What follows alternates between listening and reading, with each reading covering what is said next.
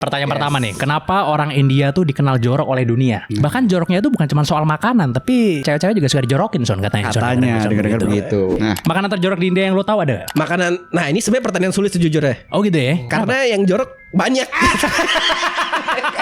Maksudnya Lo pernah dengar nggak sih Bang, ada desa di India yang katanya nggak pakai pintu Bang? Udah kayak game Free Fire tuh ya, Son ya?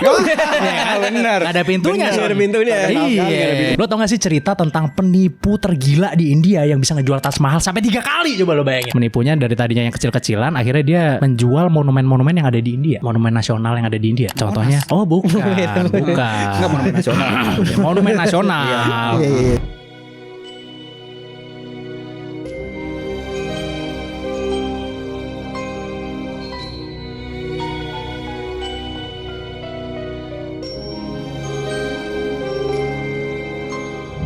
Tapi yang membahas India itu emang permasalahan sehari-hari kan ada juga yang terkenal nih Bang. Lo pernah dengar gak sih permasalahan terbesar jalanan di India Bang? Banyak soalnya. Banyak. Jalan meleleh pernah jalan meleleh. Emang ada jalan saking panasnya sampai jalan meleleh. Aspal meleleh. Belum lagi soal asapnya. Asap berubah ya. Klakson juga. Klakson, Nah, tapi ini yang gue bicara nih Bang. Ini ngomongin gerbang tol. Gerbang tol. Jadi ternyata gerbang tol jadi masalah sehari-hari di India Bang. Kenapa tuh? Ya kan, jadi di sana itu kan sebenarnya udah canggih sistemnya kan. Iya. Mereka itu pakai namanya FASTag. Sebenarnya iya. Jadi sistem pembayaran gerbang tol itu pakai RFID. Kalau kita kan sekarang masih sosialisasi ya kan. Walaupun ada gerbang-gerbang yang Udah bisa. ya kan, udah bisa. Tapi di sana udah ketok palu, udah resmi. Mau pakai RFID ini. Tapi ternyata banyak masalah di sana itu. FASTag itu banyak scamnya Bang.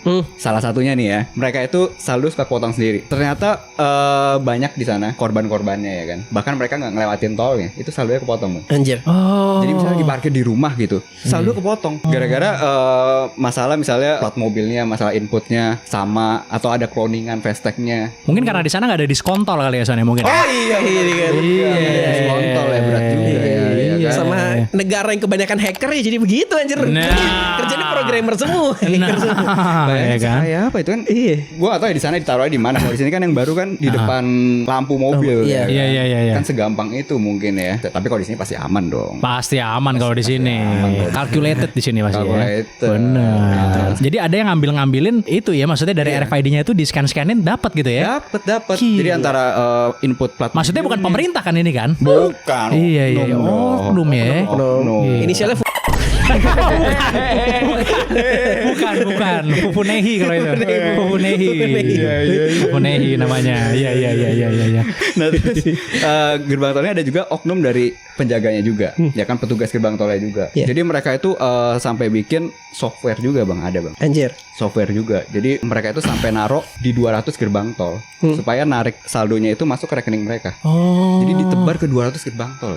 Ngisi saldo pakai RFID itu langsung kambil Pas saldo lu ngelewatin kambil. gerbang tol, Lu ngelewatin gerbang tol itu masuk ke rekening mereka. Itu Masuk mereka ke rekening dapat mereka. bisa 8,5 juta per hari per lokasi. wah gila. 8,5 juta tuh. Ini buat kriminal Indonesia bisa siap-siap berarti ya. Bisa siap-siap nih Enggak, kalau Indonesia nggak mungkin ada di jalan tol. Di mana tuh? Tempat parkir. Enak juga ya. Sensi misalnya gitu kan. Iya, Parkirannya kan. bawa scanan tet 100.000, 200, 300 ya kan kaya udah. Yang di sensi saldonya nggak mungkin di bawah 100. Nah, iya kan. Sama ada juga gerbang tol yang palsu Bang. Jadi mereka itu bikin gerbang tol palsu dan mereka itu ngarahin ke sana. Kayak pengemudi kendaraannya gitu kan. Mereka bilang, "Oh, ini aja lebih murah tarifnya." Ya udah. Anjir. Nah, padahal palsu itu gerbang tol. Tapi tetap bisa masuk ke jalan tol yang sama. Tetap bisa. Jadi Gila. ratusan meter katanya sebelum pintu tol aslinya yang resmi ya. Oh. Mereka bikin di sana, itu gila itu. Campuran niat jahat sama pengetahuan IT sama negara overpopulasi juga kayak ini. Jadi Tapi yang banyak juga petugasnya juga oknumnya ya kan. Iya, Mereka itu iya. bahkan bisa bikin blacklist. Jadi mereka itu misalnya plat mobilnya mau lewat gitu, di blacklist juga mereka di sistem. Iya. Jadi pas masuk mereka nggak bisa nge-scan, jadi harus tunai bayarnya. Anjir. Wah anjrit. Harus tunai ngasih. Jadi ujung-ujungnya dicurangi juga ya Dicurangi sistem juga. itu ya. Dan katanya di sana itu nggak transparan tarifnya. Jadi kalau kita kan dikasih tahu kan misalnya pas udah mau gerbang, dikasih tahu tarifnya segini. Mobil ukuran segini, tarifnya segini. Truk berapa? Mereka itu nggak transparan. Jadi bisa ya di datanya mereka ngasih tarifnya. Dan maksudnya kan itu kan antriannya bisa panjang. Kan? Orang nggak macet berjam-jam. Jadi ya kayak intimidasi juga kan. Kalau udah macet ya udahlah bayar aja gitu. Itu modusnya mereka itu. Gila. Dan juga di sana banyak juga ya supir truk ngamuk sama apa namanya penjaga tolnya, berantem banyak banget. Banyak mukulin penjaga tol. Gila itu. Karena itu banyaknya nggak bisa nge-scan atau apa, misalnya saldo yang nggak ada itu gila ya. Terus sehari-hari itu. Tapi makanya jadi wajar gue ngeliat ada orang-orang India naik kereta sampai di atas keretanya bahkan. Iya. Ya daripada jalan tol begitu. Iya benar. Dulu Indonesia kayak gitu tau, tapi sekarang udah nggak begitu ya. Ingat gak dulu Indonesia waktu zaman-zaman orang pada naik di atas kereta? Iya sebenarnya sama sih, emang Indonesia juga dulu gitu. Tapi Indonesia kenapa sekarang udah nggak kayak gitu ya? Udah ganti ini kan. Ganti apa? Ganti orang, jadi kan udah oke. Kan? Pajonan. Oh, yang ngurus maksudnya keretanya beda, udah beda. Mungkin lebih bagus gitu kali sekarang ya. Ini ketahuan old man ini lu gak pernah naik kereta kan? Iya, ketahuan. Tahu. Tadinya toiletnya kurang diganti, tadinya nggak ada AC. Iya. Kasih AC. Begitu. Saya pernah naik kereta tapi Apa? bus. Kasih. Enggak, gue pernah naik kereta juga, gila KAI pernah gue. Oh, Iya, definisi pernah itu juga masih old money. Oh, gitu ya? Maksudnya gue sering, gue barusan tadi naik kereta ke sini. Enggak.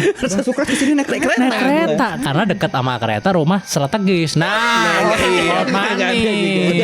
Ini yang old money nih. Ini old money. Rumah dekat stasiun. Ya kan strategis rumah, tanah mahal harganya begitu so. Maksudnya di India orangnya panasan gak sih sebenarnya kalau di India? Panas. Enggak, maksudnya gampang marah nggak gitu? Gampang sih. Gampang marah ya? Gampang. Kayak ini sih. Banyak juga kejadian orang India marah tuh, gue sering lihat banget sih. Maksudnya kayak marah, di Twitter gue sering banget ngelihat. Lu sering lihat gak sih di Twitter ada, maksudnya kayak keributan di India gitu? Enggak ada gue kalau Twitter. Oh, lu gak pernah lihat ya? Enggak pernah lihat gue kalau Twitter. Karena mungkin di situ agamanya banyak. Di situ sering berseteru agama juga loh. Iya. Gitu. Apalagi kalau Idul Adha ya. Konflik. Oh iya, Idul Adha. Ya maksudnya sensitif Idul Adha sensitif. Tapi mungkin dulu ya, gue nggak tahu ya kalau sekarang mungkin udah mereda ya. Kebiasaan orang India yang kalau orang lain denger pasti kaget apa coba? Anjir. Harus nih pasti kaget. Pasti kaget. Iya. Ini sebenarnya bukan kebiasaan sih. Betul. Tapi sebenarnya kata Vrindavan itu sebenarnya nama kota suci, kota kelahirannya Krishna. Oh Ya, iya, gue pernah denger. Vrindavan tuh ibaratnya kayak ngatain tempat suci lu lah gitu ibaratnya. Kayak orang Vrindavan. Kalau sekarang Vrindavan identik dengan kata jorok kayak orang Vrindavan lu kepala kita. Wah. Berarti dia jorok nih maksudnya. Karena Vrindavan tempat suci itu. Oh, itu tempat suci. Untung saya dari awal sampai sekarang belum ngomong Vrindavan tadinya. Untungnya. Iya. Ibaratnya mungkin kayak makanya gue ngerasa kadang ada double standard buat rasisme gitu ya. Misalnya kadang kalau kita orang Indonesia yang ngomong, lu nggak boleh ngomong N-word ke orang kulit hitam. N-word tuh sensitif. Iya, sensitif. Tapi Vrindavan nggak apa-apa. Vrindavan nggak apa-apa. Bahkan Cina aja lu nggak boleh ngomong Cina, ngomongnya Tionghoa gitu. Iya. India Vrindavan aja nggak apa-apa. Vrindavan tetap nggak apa-apa ya. Iya, itu double standar itu ya, nggak boleh sebenarnya. Iya. Tapi kalau kebiasaan nggak ada yang mengagetkan kebiasaan mungkin ini sih ya tadi nikah dijodohin gitu kan. Apalagi mungkin itu kali ya. Kalau di India, di Indonesia terutama ya. Sebenarnya ada suku kasta secara nggak langsung, yaitu dari tipe pekerjaan orang India tersebut. Kalau dia punya PH level atas. Kalau toko karpet biasa India tuh antara PH level atas, toko karpet, toko kain, kasta menengah atau enggak toko sport kadang. Oh iya. Sama itu. sama toko karpet. Agak toko menengah ke bawah sedikit saya itu kebetulan. Toko sport. Oke. Paling bawah lagi stand up komedian lah.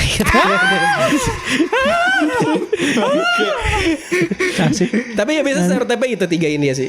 PH, toko karpet, toko sport biasa. Oh, maksudnya dari pekerjaan itu ya. Pekerjaan biasa dari pekerjaannya. Ya, kalau di sini, mohon maaf masih mandang kasta. Di orang Indonesia yang di sini. Di sini enggak sih. Sebenarnya juga di apa ya? Gue sebenarnya kadang walaupun gak pernah ke India, cuman misalnya kantor gue tuh ada orang-orang Indianya yang beneran tinggal di India gitu. Mereka juga nggak mandang kasta. Kalau menurut pemahaman gue itu sebenarnya apa ya? Cuman tradisi zaman dulu yang orang-orang tuanya doang sih ikutan atau beberapa doang. Nggak semuanya gitu. Atau yang di desa-desa kali. Desa gitu-gitu aja mungkin. Kalau menurut pemahaman gue ya. Gitu. Dari gue berinteraksi secara online dengan orang-orang India ini. Karena itu kan maksudnya secara genetik genetik berarti ya kalau misalnya kasta itu ya. Kasta ya secara genetik. Lu nggak bisa milih maksudnya. Ya lu keturunan dari Dalit ya Dalit. Brahmana, Sudra gitu. Lu nggak bisa milih kalau begitu. Sebenarnya ini kalau ngomongin suku kasta ini sebenarnya ada melanjut ke pembahasan lain, yaitu tentang kadang India itu kan ada perbedaan kulitnya ya. Ada India yang kulitnya agak putih, ada yang agak gelap gitu kan. Iya. Nah, kenapa itu orang India ada yang kulit putih, ada yang kulit gelap? Kulit gelap kalau Terus perlakuannya beda apa enggak? nah itu tuh. Kalau setahu gue tuh kalau yang kulit putih itu kan biasa di India Utara itu ada berhubungan sama suku Arya juga ya setahu gue ya. Jadi makanya kayak mereka putih gitu. Nah yang India Selatan tuh kulitnya agak gelap. Nah perlakuannya ada beda karena ada yang bilang bahkan sistem kasta ini awalnya karena perbedaan warna kulit. Makanya kasta bawah itu dianggap Udah kayak barat dong ya. kayak barat sebenarnya. Iya ada yang Kan bilang Inggris lama banget di India soalnya. Ratusan ada yang tahun. bilang ya, tapi gue sebenarnya juga cari-cari artikel, ada yang bilang karena ini ada yang, jadi kayaknya mungkin campuran berbagai faktor lah kasta ini. Cuman salah satunya warna kulit ini. Karena kalau kita perhatiin yang suku-suku bawah itu kan kulitnya agak gelap ya. Gelap ya. Kalau yang Brahmana atau apa kan India kulitnya lebih Utara cerah gitu. lebih cerah. Gitu. Jadi sebenarnya awalnya gara-gara ya sebenarnya mungkin kayak dari barat itu juga, cuman dibikin next level dengan pembagian sistem kasta ini. Oh iya. Ada rasisme. Utara rata-rata putih-putih dia ya. Utara rata-rata putih-putih emang. Ini ngomongin pik kan tapi kan. Enggak kan? India tadi. Oh India. Iya. Sama juga sih sini. Benar. Karena adanya asimilasi dari orang-orang Inggris yang gue tahu tuh. Iya, mungkin gitu ya. Orang Inggris datang ke sini kan ratusan tahun waktu itu kan. Iya. Ada di India kan. Iya. Habis itu ya menikah juga dengan beberapa orang India, akhirnya ada yang kulitnya putih katanya Iya, begitu. betul. Jadi sebenarnya justru bangsa India yang benar-benar bangsa India itu yang hitam itu katanya. Iya, mungkin gitu. Tapi secara ekonomi juga beda ya. Beda India ya. Utara sama Selatan gitu. Setahu gue beda sih ya. Selatan lebih rendah ekonominya. Yang gue tahu begitu. Utara lebih maju. Terus kayak apa sih kalau di India kan ada kayak Punjabi itu keluarga atau apa ya? Punjab itu kebetulan gue itu suku gue itu Punjab itu Punjab itu sebenarnya nama desa bisa dibilang atau nama satu tempat lah gitu. Gue nggak tahu kota atau desa ya. Nah itu sebenarnya perbatasan antara India sama Pakistan ya gitu. Nah itu ya itu yang India kulitnya putih dan biasa agamanya agama Sikh juga gitu. Kalau Ambani itu ini nama keluarga kalau itu ya. Ambani nama keluarga ya. Ambani nama keluarga ya. Salah satu bilioner paling terkaya di India ya. India. Bahkan bersaing sama adiknya sendiri juga ya. Oh iya. Iya dong. Mukesh Ambani sama adiknya tuh. Iya. Dia nih kan sampai ngundang Bill Gates, Mark Zuckerberg, Justin Bieber. Makanya Rihanna. Makanya kita nggak kaget ada orang India kenapa makan pakai debu atau apa ya, duitnya di orang Ambani ini semua ya. Sisanya nggak ada. Perputaran duit India terpusat sekali ya. Terpusat sekali. Sangat centralized itu. Rumahnya tower kan setahu gue. Tower berapa Kesenjangan lantai itu, ratusan lantai kali. Anaknya ya. Oh iya kan. Anaknya bro. Nikmat banget tuh jadi anak yang benar ya Chan ya. Iya. Jadi perlakuannya berbeda ya. Berbeda. Orang kulit putih dan kulit hitam di India gitu ya.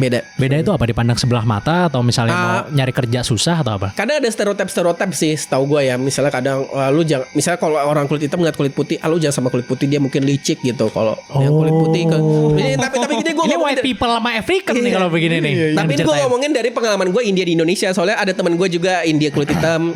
Terus misalnya orang tua gue ngomong hati-hati kalau sama dia gitu. Terus tapi orang tua lu juga ngomong juga ya? Iya maksudnya ya orang-orang zaman dulu lah dia kan. Iya. Tapi orang tua teman gue juga ngomong lu jangan temenan sama Sukraj gitu karena dia kayak gini. Ya gitu-gitu lah.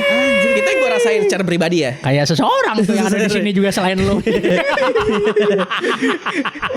Sekarang udah berubah kan. Udah berubah. Ya zaman dulu. Zaman dulu. Patahkan gitu. Harus dipatahkan dengan salah satu dengan video ini ya Son ya. Kita mematahkan bahwa Arab, India dan Cina bisa satu frame ini ya. Satu frame. Teman-teman ya.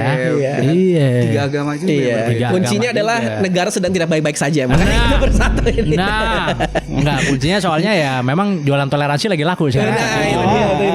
Jujur. Itu dia. Kita jualan juga, dagang juga kita soalnya. Ujungnya dagang juga ya. Dagang juga lah. Ras pedagang ini bertiga bergabung. Ras pedagang bener. Walaupun harusnya yang paling pintar dia ya. Harusnya ya.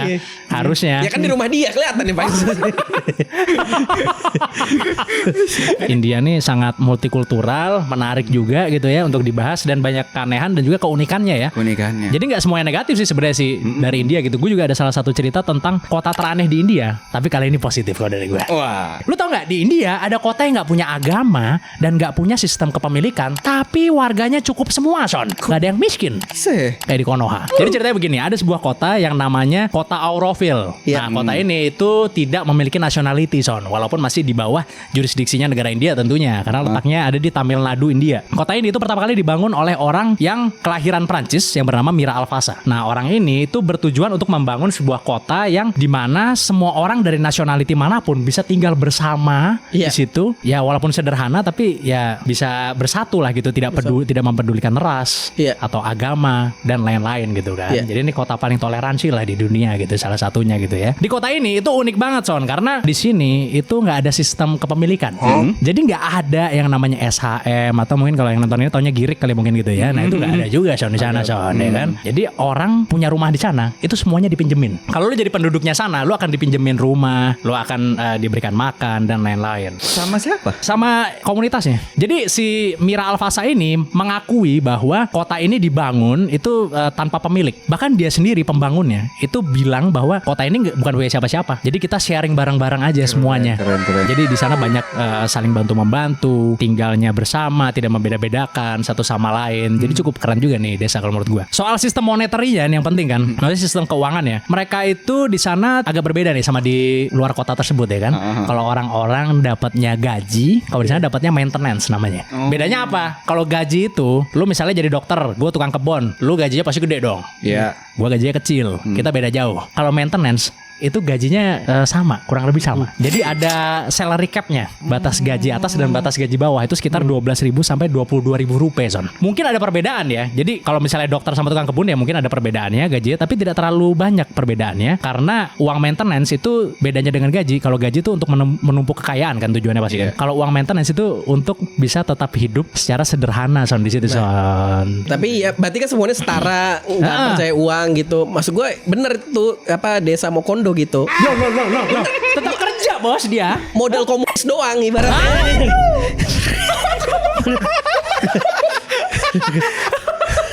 Enggak dong, kalau itu kan ada pemimpinnya. Ada pemimpinnya. Ini enggak ada pemimpinnya, bagus, bos. bagus nih. Iya. Ini yang apa mimpi bahasanya Karl Marx lah ibaratnya gitu. Ya kan. Jadi si Mira Alfasa ini dipanggilnya The Mother di sana. Ya kan, tapi dia enggak menjadi pemimpin gitu. Ya udah kita semua bersama di sini. Ini enggak ada yang punya. Tapi malah bikin jadi enggak ambisius nih. Iya. Kan ngapain jadi dokter? Iya Ini pasti. gua tukang kebon. Lah iya, enggak, kan tergantung keahlian masing-masing. Orang kan datang ke situ membawa keahlian masing-masing kan. Gitu. Bahkan pada saat pembukaan pertama dari kota Oroville itu si Mira Alfasa itu menyediakan kayak Gucci gitu, di mana orang-orang dari seratusan nationality yang berbeda itu datang ke situ bawa tanah mereka dari negara mereka buat nyatuin di dalam Gucci itu tanahnya.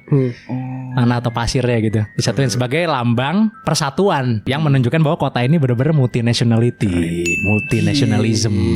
Ya kan? Tapi itu kan zaman dulu kan kalau nggak salah kota itu kan ya. Dari 1960-an kalau nggak salah ya, iya. dibangunnya. Sampai sekarang masih ada tapi. Masih ada ya. Sampai sekarang masih ada. Dan bagaimana kota itu bisa berjalan ya kan? Karena kota itu yang pertama, itu di situ ada kerjaan-kerjaan juga di mana penduduknya itu banyak membuat kerajinan tangan misalnya atau produk-produk kosmetik natural yang dijual keluar. Suku Baduinnya India lah ini ibaratnya. Enggak dong kan. Saya nggak berani kalau itu. Hal positif. Tidak berani. Kan hal positif. Hal positif, Kan bener. kerajinan gitu. Kan apa positif. Mandiri. Nggak ada niat negatif. Jadi mandiri kita ya, menjual keluar untuk menjaga keberlangsungan dari kota ini, satu ya kan. Yang kedua, UNESCO juga sangat mengakui nih adanya kota Oroville ini. Selain mengakui, dia mendanai juga, Son. Karena UNESCO menganggap ini salah satu kota percontohan dan salah satu kota yang harus dijaga sebagai simbol perdamaian dunia salah satunya. Jadi dibayarin UNESCO. Terus habis yang ketiga, dia juga suka dapat bantuan dari badan amal yang bikin penyelenggaraan dana gitu untuk tempat tersebut. Gitu ya. Kalau itu mendingan bikin franchise aja, bos. Kerennya mereka 100 orang tadi ngumpulin tanah kan, nguruk tapi masukinnya ke Gucci itu. Bukan jadi kotanya kan. Nguruk itu kan. Iya, kurang kreatif ya maksudnya ya. Padahal sebenarnya kan tanah diuruk bisa jadi tanah lagi sebenarnya ya, Son ya. Keren gitu tadi. Itu dia. Ternyata cuma dimasukin ke Gucci. Masukin ke Gucci. Toleransinya gila. Iya, padahal kan kalau misalnya dibikin tanah kan bisa dapat Louis Vuitton, enggak Gucci doang gitu ya, sana maksud gue ya. Nah, soal agamanya nih ya. Jadi di sana itu kotanya itu sekuler sebenarnya. Iya. Jadi mereka itu sebenarnya membebaskan penduduk di kota tersebut tuh boleh beragama apa saja ya kan. Iya. Tapi di sana nggak ada bangunan formal seperti masjid atau gereja tuh nggak ada di sana. Jadi lu silakan kalau mau lu misalnya mau Islam mau Kristen mau apa silakan ya lu beribadahnya di rumah. Tapi ada tapinya. Di situ ada satu bangunan yang paling terkenal. Kalau lu search kota Oroville pasti paling pertama muncul bangunan ini. Itu bola emas gitu gede. Jadi bola gede bentuknya emas. yang menjadi pusat dari kota Auroville. Di situ lu bisa bermeditasi, Son. Tapi di situ nggak ada pemujian katanya ya. Simply lu bertapa aja di situ atau meditasi aja di situ, menikmati keheningan. Bagus sekali ya. Maksudnya ya gue nggak tahu sih, tapi maksudnya ini kan gue baca dari banyak interview juga dari penduduknya sana, dibilang katanya Mira Alfasa ini juga pas membangun itu ya dia karena dapat ajaran dari, lupa gue Sri siapa ya, nanti dikeluarin di sini deh. Karena suatu ajaran agama juga. Bukan dong. Ajak dong nanti. Iya, bea masuknya nggak gede kok di situ. Iya, boleh keluar masuk situ. Iya. Ada tuh, pokoknya dia mengikuti ajaran tapi bebas, lu mau agama apa aja. Bagus sih sebenarnya, menurut gue sih keren juga. Keren ya. Cuman juga. tertutupi oleh video-video street food India itu ya. Nah. Tidak pernah muncul di permukaan ini. Iya. Padahal ternyata banyaknya film ternyata ya. Ada yang bilang juga ini sebagai laboratorium kecil dari eksperimen sosial manusia gitu. Kalau misalnya berhasil mungkin bisa dikembangin lebih gede lagi. Tapi itu sebenarnya kata-kata yang menggambarkan tentang negara India secara keseluruhan, laboratorium kecil kan. Orang makan di bawah di lantai gitu. Ya, laboratorium kecil nih melihat. Banyak banget yang jadi ininya apa namanya? Iya, apa namanya? Subjeknya banyak banget subjeknya aja. Semuanya penelitian. Kecil tuh laboratoriumnya tuh kayaknya tuh. Emang negara saintis kita. Semuanya penelitian banyak di Silicon Valley ya kan. Makan kencing apa binatang gitu. Penelitian itu semua. Penelitian ya. Penelitian itu semua laboratorium. Iya. Cuman agak besar sih, nggak kecil itu. Sampelnya kebanyakan untuk dibilang kecil itu ya. 1,4 miliar. Nah, itu ya. Gitu tuh. Jadi ada banyak positifnya juga sih sebenarnya Ini sih. kota yang dibeli kan pasti awalnya kan.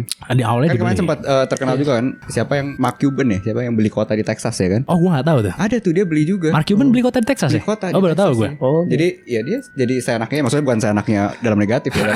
Udah temannya jadi sheriffnya apa segala macam ya kan, aturannya gitu. Kolusi. Iya dong, masa temennya jadi sheriffnya apa segala macam? Iya, Gimana kotanya. begitu? Nggak ikut aturan negara. Tapi temannya kerjanya apa dulu nih sebelum ini? Nah, apa ya? Tahu-tahunya dua fungsi lagi nanti kan. Kan teman. nah, dari kepolisian apa army nih pertanyaannya gitu kan? Navy kan ternyata. Nah, iya, tapi itu kotanya dibangun memang. Jadi bukan kota yang, kan kota kan ada dua ya. Ada kota yang memang berjalan bersama penduduknya, ada kota yang memang dibangun tuh. Contohnya ya kalau kota yang berjalan ya kayak di sini ya Depok misalnya gitu kan. Kota yang dibangun kan ya yang kadang-kadang ngadat juga maksudnya di Iya, ngadat itu. sebuah pulau gitu, di sini ada. Iya. Perlu bantuan Narwak itu sih? Narwarlal Natwarlal bantuan Narwarlal tadi. Bener. Ya, beda sih itu kan tuh Taj Mahal kan. Wah, itu mungkin murah ya kan. Nah, Nggak mahal tas lagi. murah maksudnya. Tas murah. Iya bener juga sih, bener juga. Delhi tadi kan. Iya, itu New Delhi tadi benar. Tapi susah ngelanjutin pembangunannya, mahal tadi. Enggak murah. Enggak murah, mahal. Terus ada lagi ya kota teraneh ya Son ya? Ada lagi. India ya, coba. Gue bakal omong ini. Kota ini hujan terus menerus sepanjang tahun sampai dijulukin kota terbasah di dunia. Bekasi bukan? Bukan, terasap di dunia kalau itu. Kalau itu ya. By the way gue orang Bekasi nih. Iya, gue juga orang Bekasi, gue orang. Biar aman aja, Bogor. Tadi di belakang kamera beda ngomongnya Bang. Iya. Jadi kota hujan kan Bogor di sini Bang. Kok jadi Bekasi sih? Menggenang, soalnya menggenang. Tadi kan kira menggenang. Oh, iya. Kalau itu kan temboknya nggak dijebolin. Wah, beda. Jadi kota ini tuh curah hujannya tinggi banget Bang. Sampai masuk Guinness Book World Record. Gara-gara di sana kan ada, maksudnya di curah hujan itu kan ada standarnya ya kan. Iya. Pakai milimeter ngitungnya. Jadi mereka itu curah hujan dalam setahun itu rata-rata 11 ribuan milimeter. Ya kan, jadi 1 milimeter itu anggapannya 1 liter air di 1 meter persegi. Wah, itu udah genangnya luar biasa ya kan. Di sana itu bener-bener musim kemarau itu pendek banget lah. Ya kan? Tapi ironisnya nih, walaupun dia hujan terus, tapi pas musim kemarau itu kekurangan air bersih Bang. Nah, Gara-gara ternyata kalau kebanyakan hujan, tanahnya rusak, jadi erosi. Jadi nggak bisa nambung air, Zed. Wah. Cadangan airnya nggak ada jadinya. Gue kira ironisnya walaupun hujan terus, warganya tetap nggak pakai cuci tangan gitu. Nggak terjadi. Tetap jarang mandi, jarang cuci tangan. maksudnya gitu ya. Ya gitu masih mending lah, cuman gitu lah tanahnya masih iya, aman iya, lah. masih aman. Masih. Saya kira lebih parah lagi. Saya udah deg-degan soalnya. Ternyata masih ada. Masih mending. Padahal sebenarnya bisa disaring kan, bisa bikin penyaringan. Iya, kalau sebenarnya. hujan terus ya, Bisa bikin penyaringan. udah sebenarnya. Kalau hujan dia tapi tetap susah juga karena gara-gara hujan terus, jadi pembangunannya susah sih. Infrastrukturnya gara-gara. Oh, ya pakai jas hujan kulinya lah. Waduh, kan tanahnya areanya. Oh iya, benar. Semennya nggak kering ya? Lebur-lebur semua kan tanahnya kan. Iya, benar. Rontok semua ya kan. Jadi waterboom aja harusnya tempat itu. Iya, benar. Enak ngatain negara orang lain ya nyantai gitu. Tinggal buka pintu rumah aja itu. Tinggal modal tiket bus doang di depan. Iya, loket doang, modal loket di depan. Jadi sampai mereka itu kalau misalnya pas nggak hujan gitu sampai ngadain festival gara-gara bersyukur gitu, maksudnya wah nggak hujan nih bisa ngelakuin aktivitas normal gitu. Bahkan mereka di sana itu ada barang yang unik di sana yang dijual itu kenuk namanya. Jadi kayak semacam tempurungnya Master Roshi lah ya, Dragon Ball. Iya. Oh iya. Ya kan tempurungnya itu buat kepalanya. Anjir, kayak kura-kura ninja gitu. Kayak kura-kura ninja tapi di kepalanya gitu. Pakai tempurung kura-kura. Pakai tempurung kura-kura dari jerami tapi ya. Dari jerami. Mungkin tempurungnya dari desa itu tadi yang nggak percaya uang tadi itu juga. Kan bikin kerajinan. Iya, kerajinan tangan kali. Kerajinan dijual di sini. Yang kalau di sini buat giniin ini ya beras ya. Iya. Parah nih apa Guinness Book of World Record. World Record. Karena hujan selama sepanjang tahun. Sepanjang tahun. Dan yang Guinness Book of World Record ini salah satunya terderes juga di tahun 1985 gitu dia masuk juga. Di situ yang terderes, benar-benar terderes. Oh, maksudnya hujannya selama berapa jam ada kan? Milimeternya sih 25.000 kalau nggak salah. Oh. Kan dihitungnya milimeter tadi ya. Hitungnya milimeter tadi ya. Iya, Benar juga sih. Kalau berjam-jam rintik-rintik kan. Tapi di sana banjir enggak sih? Banjir enggak di sana? Menurut lu aja itu. Banjir, cuman gubernur selalu bilang tahun ini nggak bakal banjir lagi. Oh. Ya kan janji. Karena air meresap ke tanah bukan? Meresap ke tanah. Oh, iya. Setiap akhir tahun selalu ada galian. Oh, benar. Jadi rajin ya di sana ya. Nah, alasan kenapa hujan terus ya kan? Karena di sana hujan orografis katanya. Kan mereka itu dekat laut ya kan. Jadi angin laut yang lembab gitu kan. Dia kan di atas gunung posisinya. Ya kan sebenarnya lokasi nih hujannya itu. Anginnya itu naik ke atas ya kan. Pas di atas dingin dia jadi awan terus hujan. Oh. Gitu. Jadi gara-gara lokasi sebenarnya di atas gunung dia. Gara-gara lokasi sampai Guinness Book of World Record ya. Nah, kalau Bang Sukres ada kota. Nah, saya ada cuman saya lupa ejaannya. Saya izin CKP dulu ya ejaannya. Boleh. Oke, boleh. Jadi kota namanya Mawilnong. Mawilnong namanya. Mawilnong itu. Pokoknya search saja kota di India yang termasuk desa di India yang termasuk desa paling bersih di Asia. Oh, ada desa paling bersih di Asia. Luar biasa. Ada saking bersihnya itu. Jadi di sana itu kan desanya kecil gitu dan mereka tuh nggak percaya buang sampah gitu. Kayak dapat ini dong apa Kalpataru tuh. Kalpataru penghargaan desa bersih apa? Bersih. Yang di Indonesia ada ya. Terus ada ya Pandawara Group lah, nggak usah masuk sana. Nah, itu bersih banget gitu dan di sana mereka juga kayak nggak pakai sistem boleh bawa sampah plastik gitu. Pokoknya semuanya natural di sana dan kalau ada sampah langsung dibersihin gitu.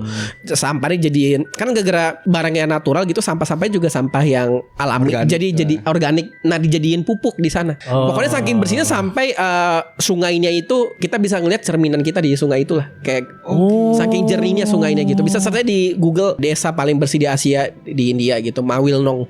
Itu kalau search di Google Image tuh langsung kelihatan bersih-bersih gitu. Di India maksudnya? Di India. Bukan di dunia ya berarti ya? Bukan desa paling bersih di dunia berarti? Enggak, desa paling bersih di Asia. Oh, di Asia ya? Dalam tagline desanya itu misalnya kalau kita masuk misalnya selamat datang di kota Depok, kota paling ini gitu. Selamat datang di kota Mawilong, apa ya? Asia Cleanest Village. Iya. Kan ada juga India. Bohong tapi begitu. Kota paling ini. Biasanya. Kan Ya, mungkin nomor 2, nomor 3, nomor 5 kita nggak tahu, tapi ada lah pokoknya ada India yang diakui bersih. Dunia ya. Asia doang lah. Diakui Asia. Merendah aja saya merendah. Iya, mau merendah. Nanti orang Skotlandia yang lebih negara-negara Eropa gitu tersinggung mereka kan berarti sangat bersih gitu. Iya kan. Tapi orang India tuh kalau misalnya orang India asli ketemu sama orang India yang udah tinggal, maksudnya yang bukan kelahiran India tuh ngelihatnya beda gak? Beda sih. Kan katanya kalau orang Cina misalnya Cina mainland ketemu sama Cina sini, oh beda, ini mah bukan kita gitu. Beda. Gua kantor gua kan sebenarnya ada orang-orang India. Apa ya? Gua berhubungan secara online lah lewat Zoom, lewat apa? Gua nggak dianggap orang India sama mereka, gua dianggap orang Indonesia gitu. Oh. Iya. Dan sebenarnya ada jadi gini, pengaruh dari mereka nganggap gua orang Indonesia. Cuman ada sebenarnya salah dari gua juga. Yaitu misalnya kayak bahasa Inggris gua nggak selancar mereka. Oh. Jadi kayak dibanding kalau orang India sana ngomong sama orang India sana. Pintar bahasa Inggrisnya ya. Bahasa Inggrisnya iya. Abis itu ada gua nih misalnya kayak lu orang India asli, orang India asli. Abis itu ada gua orang India Indonesia. Kita ngomong pakai bahasa Inggris. Pasti lu lebih nyambung ngomong sama dia. Kayak gara-gara bahasa Inggrisnya lebih jago. Gua kan cupu bahasa Inggris. Beda lah levelnya gitu. Oh iya. Itu yang jadi menurut gue jadi berpengaruh, kelihatannya jadi agak sedikit lebih rendah gitu. Jadi karena ada perbedaan pandangan ya. Iya, karena komunikasinya gue jadi nggak percaya diri kan, terbata-bata ngomongnya gitu-gitu lah. Kalau Cina gimana? Apa? Sama Cina mainland, maksudnya orang Cina Indo. Oh ya udah beda. Dianggapnya udah bukan mereka kan? Udah bukan, karena kan mereka itu justru kebalik ya. Maksudnya kebanyakan kan nggak bisa bahasa Inggris justru kan. Iya. Jadi ujungnya pakai translator juga. Oh. Gitu. Dan mereka tuh di sana di sini ya terutama ya. Karena anggapannya mereka kan kayak skeptis ya, kurang percaya ya kan. Jadi akhirnya ngebangun juga di sini. Transaksi orang China mainland ya maunya di sini sama mainland juga. Oh, bahkan nggak percaya Sekarang ya? seperti ini sekarang. Iya, tuh gue dengar makanya begitu sih. mulai bumbun jamur kan. Alasannya karena itu. Karena tidak percaya dengan orang Cina yang di sini. Lebih ke negaranya langsung lah, secara general lah ya kan. Itu. Kalau misalnya lu belajar bahasa Mandarin yang jago, jadi lu bisa ngomong sama mainland gitu kayak akrab banget. Itu ngebantu apa enggak tuh? Pasti ngebantu. Pasti sih. ngebantu lah. Makanya kan banyak yang ya maksudnya nih sebut nama mungkin Pak Ahok aja gue lihat di podcast dia ngomong dia buka Duolingo belajar bahasa Mandarin gitu. Iya. Demi menjaga itu. Berarti memang penting banget dia belajar. Penting lah, penting. Bahasa India nggak terlalu penting. Belajar bahasa Inggris aja, bahasa Inggris. Belajar bahasa Inggris aja, bahasa Inggris. Bahasa Inggris aja. Maksudnya soalnya orang India ngomongnya pakai bahasa Inggris. Kalau orang Cina kan nggak pakai bahasa Inggris, jadi bahasa Cina aja langsung. Iya. Karena kebanyakan orang India pinter bahasa Inggris. Iya betul, langsung pakai bahasa Inggris aja. Tapi tetap ada perbedaan kan, walaupun misalnya lu pakai bahasa yang sama tapi dia tahu deep in his heart misalnya dia tahu. Iya. Cara pikirnya beda juga. This is not from our countries. This guy is not from our country katanya gitu kan. Bener. Tetap ada begitu ya? Tetap ada. Oh, kalau orang Arab beda. Oh gitu. Justru kalau beda malah dipanggil justru. Jokowi gratis. Anda pilih Jokowi gitu. Iya. Apalagi di tempat-tempat turis, tempat orang naik haji kan.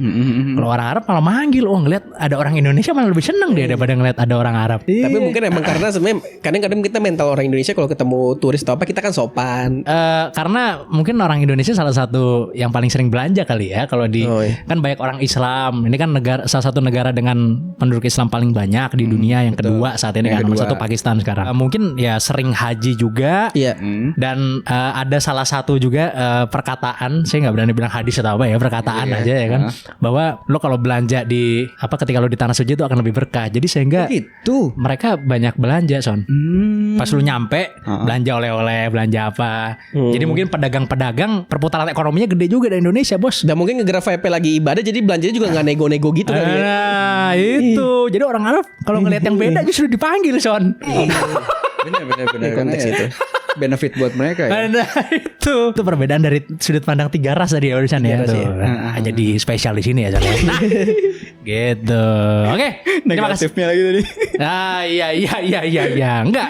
Intinya begini ya. Ya setiap ras, setiap agama, setiap negara itu ya ada positif negatifnya masing-masing. Pasti mostly kita memandang harus dari positive thinking lah pasti. Betul. Kan? Karena setiap ras punya kekuatannya masing-masing, punya kelemahannya masing-masing ya kan. Walaupun kita tetap nggak boleh stereotip ya. Iya. berkali-kali nih. Nyampunya berkali-kali nih. Iya kan? Jadi ini juga sekalian. Enggak usah. Nah, episode selanjutnya kalau itu. Ya kan. Jadi kita tergantung bagaimana kita memandang budaya dan negara tersebut. Nah, kalau kita di sini ya kita memandang di sini untuk sebagai educational aja, untuk kita tahu dan nggak kaget jadi ya nantinya. Karena udah nonton video di sini. Kalau seandainya suatu waktu kita ada work trip misalnya ke negara tersebut. Keren. Gitu. Oke, kalau gitu terima kasih banyak buat kalian semua yang udah nonton episode ini. Mudah-mudahan ini bisa menambah pengetahuan gitu ya sedikit-sedikit, dan juga ambil aja baiknya dan buang buruknya, karena kita tidak ada bermaksud apa-apa. Ini hanya untuk membahas sesuatu yang kita pengen aja Son. Yes, dan yang baru yang bisa edukasi juga. Nah, ya kan. Terima kasih banyak buat kalian semua yang udah nonton dari awal sampai akhir. Langsung komennya di bawah karena itu adalah the respect for us. Yes, terima kasih juga buat Bang Sukrat ya udah Terima kasih banyak. BPJS kita ini. Terima kasih. Yes, jangan lupa selalu komen, like, dan subscribe video-video kita. Nah, jangan sampai lupa untuk join member Son ya kan. Discord kita. Nah, karena nanti akan kita rilis angkatnya di member. Ya. Setelah approval dari Bang Sukrat dan pastinya tetap. Ya kan? Begitu, tenang aja penonton kita sangat luar biasa ini open penonton kita. Lupa saya ada uncut sejujurnya saya. Penyesalan emang selalu datang belakangan. Nah, makanya jadi jangan lupa join member dan juga join Discord-nya ya. Karena itu seru juga ya, karena kita bikin komunitas di mana kita bisa saling berbagi tentang entah edukasi, misalnya fun fact atau sejarah atau konspirasi dan lain-lain. Oke? Linknya ada di deskripsi. Oke, kalau gitu sampai jumpa di episode selanjutnya dari Di Atas 12.